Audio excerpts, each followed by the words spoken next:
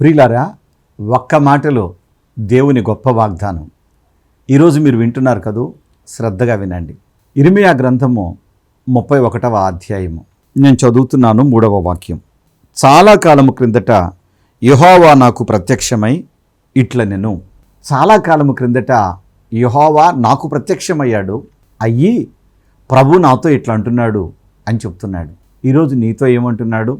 ప్రభు మాట్లాడుతూ ఉన్నాడు. శాశ్వతమైన ప్రేమతో నేను నిన్ను ప్రేమించుచున్నాను. శాశ్వతమైన ప్రేమ అంటే ఇది ఎప్పటికీ తొలగిపోని ప్రేమ, ఇది ఎప్పటికీ విడిచిపెట్టని ప్రేమ, ఇది ఎప్పటికీ మరచిపోని ప్రేమ. అదే దేవుని ప్రేమ. ఆ దేవుని ప్రేమ ఈరోజు నిన్ను వెంబడిస్తూ ఉంది. ఆ ప్రేమ అందుకే నీవు ఇంకా బ్రతికే ఉన్నావు. బాధల్లో ఉన్నావు కదూ, బాధపడుతూ ఉన్నావు కదూ, అయినా బ్రతికున్నావు కదూ. ఎందుకున్నావో తెలుసా? దేవుడు నిన్ను ప్రేమిస్తున్నాడు. పాస్టర్ గారు, మరి దేవుడు ప్రేమించేటట్లయితే నాకెందుకండి ఈ కష్టాలు అని మీరు అంటున్నారా? ప్రభు మీకేం చేయబోతున్నాడో విను. ఈ శాశ్వతమైన కృపను అనుగ్రహించిన దేవుడు ఈరోజు మీతో అంటున్న మాట ఏమిటో తెలుసా? శ్రద్ధగా వినాలి. 17వ వాక్యం చదువుతున్నాను. రాబోవు కాలమందు నీకు మేలు కలుగును, రాబోవు కాలమందు నీకు మేలు కలుగునను నమ్మిక ఉన్నది. ఆమెన్. ప్రియ బిడ్డ, శాశ్వతమైన ప్రేమతో ప్రేమిస్తున్న దేవుడు రాబోవు కాలమందు నీకు మేలు చేయబోతూ ఉన్నాడు. మేలును ఆశిస్తున్నావు కదూ, మేలు కొరకు ఎదురు చూస్తున్నావు కదూ. ఒక్క మాటలో దేవుని గొప్ప వాగ్దానం విన్నావు కదా. నీకోసం ఒక సేవకుడిగా నేను ప్రార్థన చేస్తా. మీరు ఏం చేస్తున్నారో అందులో దేవుడు మీకు మేలు చేసేటట్లుగా. మరి కన్నులు మూస్తారా? ప్రార్థన. పరిశుద్ధుడా, ప్రేమగల తండ్రి, ఇప్పటి వరకు మీ వాగ్దానాన్ని ఆసక్తితో ఆలకించారు. ఈ బిడ్డలను దీవించండి నాయనా. నేరుగా మీరు మాట్లాడారు. శాశ్వతమైన ప్రేమతో ప్రేమిస్తున్నానన్న దేవానికి స్తోత్రాలు. ఈ సమయంలో మీ పిల్లలు మీ ప్రేమను బట్టి జీవిస్తూ ఉన్నారు. అయితే మేలు కొరకు ఎదురు చూస్తూ ఉన్నారు. నీవు కూడా తండ్రి మేలు చేస్తానని వాగ్దానం చేశావు. స్తోత్రాలు నాయనా. మీ మేలులతో నీ బిడ్డల హృదయాలు తృప్తిపరచండి.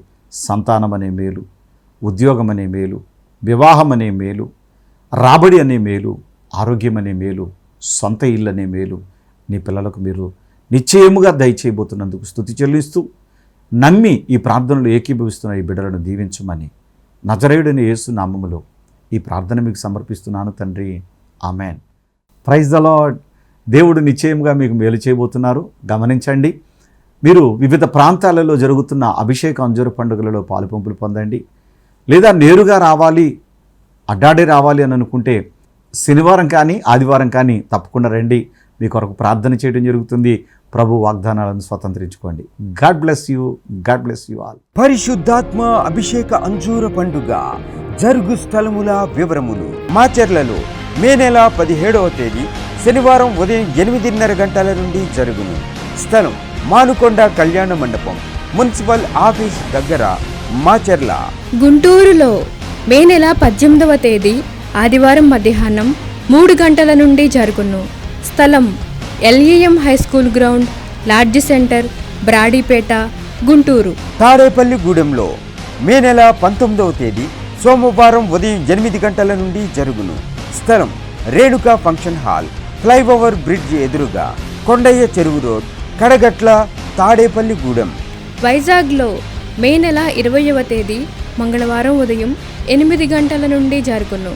స్థలం సుబ్బలక్ష్మి కళ్యాణ మండపం, శ్రీకన్య థియేటర్ ఎదురుగా, railway new colony, Subbalakshmi Nagar. ఆదోనిలో మే నెల 20వ తేదీ మంగళవారం ఉదయం 8 గంటల నుండి జరుగును.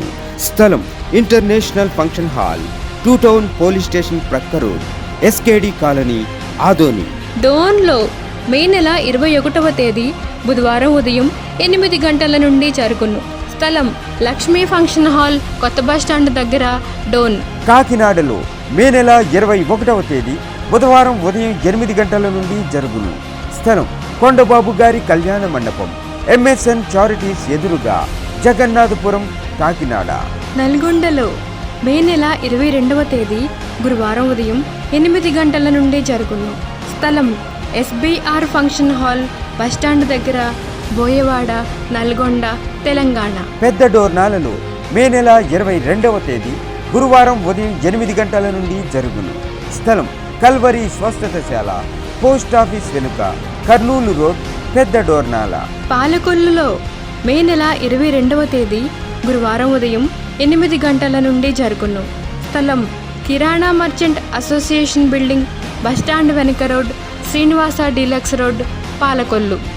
ఏలూరులో మే నెల 25వ తేదీ ఆదివారం మధ్యాహ్నం 2 గంటల నుండి జరుగును.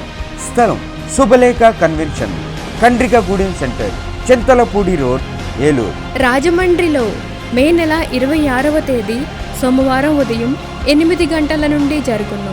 స్థలం Lutheran church ground, Janpeta, Apsara theatre దగ్గర, రాజమండ్రి. అనంతపురంలో మే నెల 26వ తేదీ సోమవారం ఉదయం 8 గంటల నుండి జరుగును. స్థలం Sri Padmavathi function hall, old Ramana Ramesh theatres, Anantapuram. గుంతకల్లులో మే నెల 27వ తేదీ మంగళవారం ఉదయం 8:30 గంటల నుండి జరుగును. స్థలం Mahendra Kalyana Mandapam, Tilak Nagar, SLV theatre road, Guntakal. వినుకొండలో మే నెల 27వ తేదీ మంగళవారం ఉదయం 8:30 గంటల నుండి జరుగును. స్థలం గంగినేని గార్డెన్స్, నరసరావుపేట రోడ్, పల్నాడు జిల్లా, వినుకొండ. నా పేరు సంతోషమ్మ. ఆచర్లపట్నం పక్కన జమలమడక గ్రామం మాది.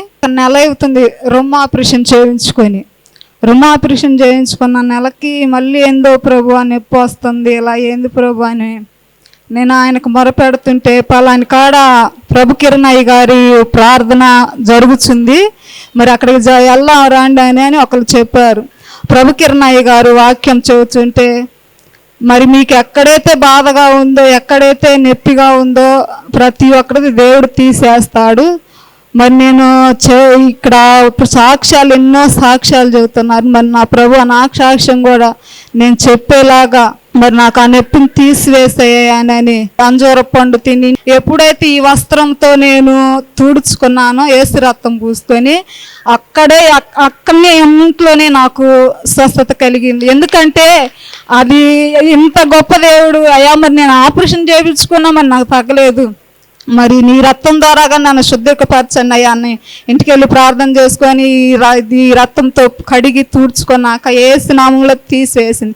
అప్పటి నుండి ఇప్పుడు కూడా ఆ నొప్పి నాకు లేదు. ఈ చిన్న సాక్ష్యాన్ని దేవుని దీవించిన గాక.